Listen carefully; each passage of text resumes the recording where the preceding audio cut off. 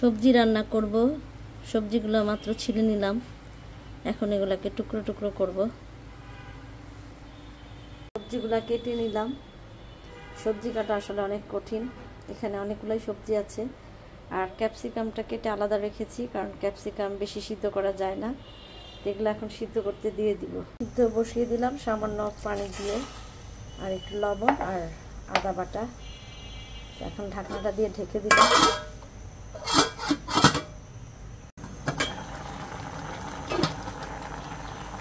এখন ক্যাপসিকাম দিয়ে দিব। আমি আগেই বলেছি যে বেশি সিদ্ধ করব না, আমি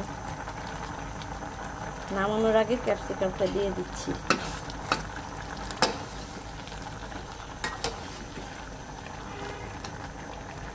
আর এই সিদ্ধ করা পানি আমি ফেলবো না। আমি এখানে সামান্য চিকেন আর সামান্য মাশরুম নিয়েছি, আর পেঁয়াজগুলোকে চাকচাক করে কেটে নিয়েছি, আর 4টা কাঁচামরিচ নিয়েছি। আমি আসলে ঝাল কম খাই, আপনারা আপনাদের স্বাদ মতো ঝাল দিয়ে নেবেন।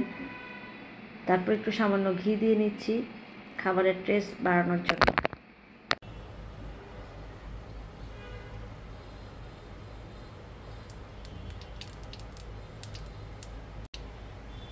একে একে এখন সব দিয়ে দিব। পেঁয়াজ দিয়ে দিচ্ছি,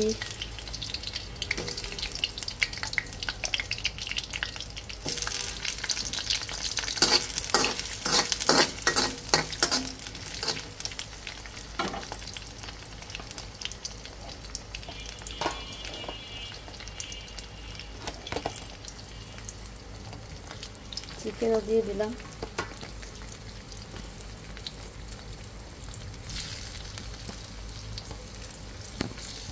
মাশরুমও দিয়ে দিলাম। এখন এটাকে ভাজতে লবণ দিয়ে দিচ্ছি, তো 2টা কাঁচামরিচ দিলাম আর কি।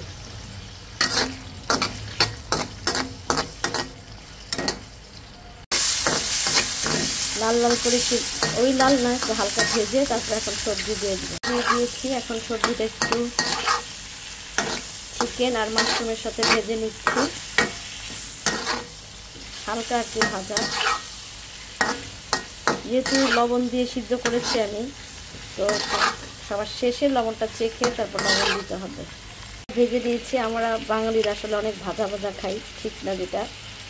তো যাই হোক, আমি এখন কর্নফ্লাওয়ার দিয়ে দিচ্ছি, একটু গুলে নিয়েছিলাম। আমি সবজির পানিটা ফেলে দিইনি, একটা বাটিতে রেখেছিলাম, তারপর ঠান্ডা করে তারপরে দিলাম কর্নফ্লাওয়ারের সাথে।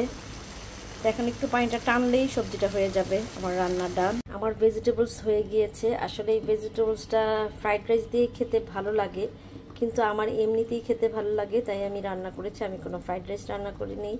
এটা আসলে অনেক হেলদি। আশা করব সবার ভালো লাগবে। আমার ভিডিওটি দেখার জন্য সবাইকে ধন্যবাদ।